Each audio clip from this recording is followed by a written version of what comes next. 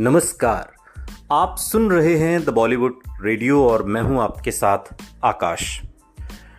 दोस्तों, आज किस्सा राजेश खन्ना, राज कपूर, लता मंगेशकर, कपूर फैमिली और उस दौर का कि जब ये कहा जाता था, ये सवाल आज तक इवन पूछा जाता है कि कभी राजेश खन्ना ने राज कपूर की फिल्म में काम क्यों नहीं किया, जबकि राजेश खन्ना का सुपरस्टारडम उस दौर में था जिस दौर में राज कपूर के निर्देशन का लोहा पूरी फिल्म इंडस्ट्री ने माना। लेकिन फिर भी राज कपूर के फिल्म में राजेश खन्ना नहीं थे। आज के इस पॉडकास्ट में हम आपको बताएंगे कि एक बार ये दुर्लभ संयोग बन भी रहा था कि जब राज कपूर की फिल्म में राजेश खन्ना काम करते, लेकिन कपूर फैमिली ने एक बड़ा ऑब्जेक्शन लगाते हुए राजेश खन्ना को फिल्म से बाहर कर दिया।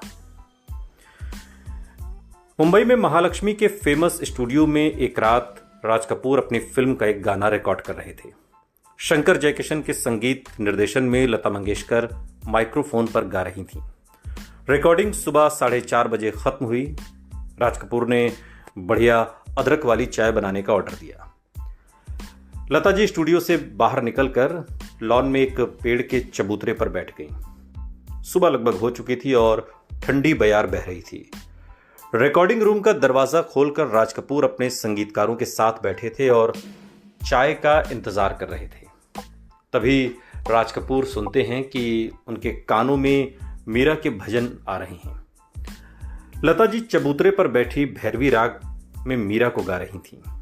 राज कपूर को दूर से आती लता जी की आवाज ऐसी लगी मानो दूर किसी मंदिर में घंटी बज रही हो। उनके कदम अनायास ही लता जी की तरफ बढ़ गए। राज कपूर के जहन में फिल्म के सीन उभरने लगे थे, जैसे कोई हीरो पहाड़ी मंदिर से आ रही एक मधुर आवाज सुनकर उसके पीछे भागता चला जा रहा हो। नायक देखता है कि एक साधारण सी दिखने वाली लड़की इतना मधुर भजन गा रही है। राज कपूर ने उसी वक्त लता जी से कहा कि तुम्हारी मधुर आवाज में भजन सुनकर मुझे एक फिल्म का आइडिया आया है, तो मेरी फिल्म में नायिका का रोल करोगी? लता जी ने हंसते हुए पूछा, आइडिया क्या है? राज कपूर ने कहा कि एक साधारण शक्ल सूरत वाली लड़की की असाधारण आवाज की कहानी होगी। आइडिया सुनने के बाद लता जी ने फिल्म में नायिका का रोल करने के लिए हां कह दिया। इसके बाद राज कपूर फिल्म जागते रहो बनाने में जुट गए और उसी दौरान उन्होंने उस आइडिया पर भी काम शुरू कर दिया। फिल्म जागते रहो पूरी होने के बाद राज कपूर नरगिस की जोड़ी टूट गई, क्योंकि नरगिस ने हमेशा के लिए राज कपूर और आरके स्टूडियो से खुद को अलग कर लिया। अब नरगिस के जाने के बाद राज कपूर के पास कोई हीरोइन नहीं थी।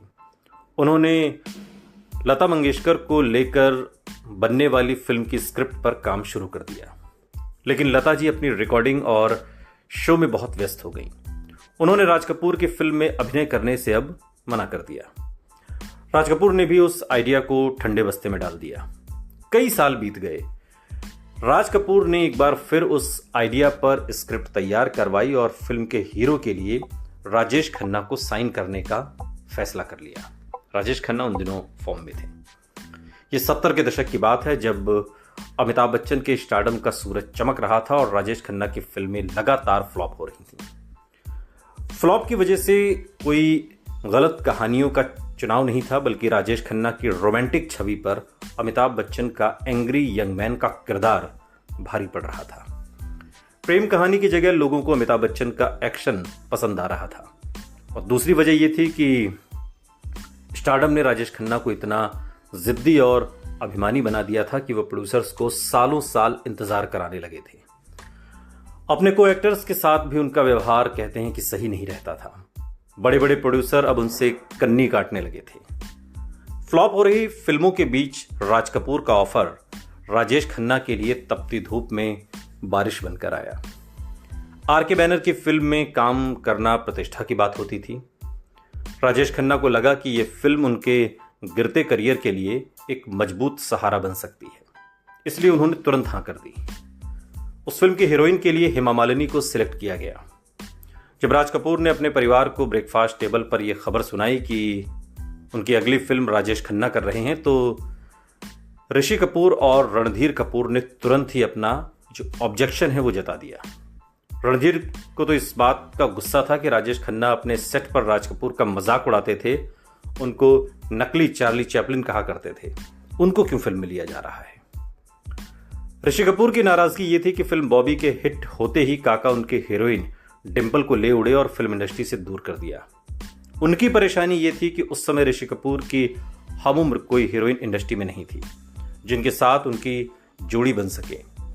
उस वक्त की सारी हीरोइनें ऋषि कपूर से उम्र में बड़ी थीं। ऋषि कपूर ने एक बार कहा भी था कि मालूम नहीं क्यों उस दौरान इंडस्ट्री में काफी लोग काका से नाराज रहते थे।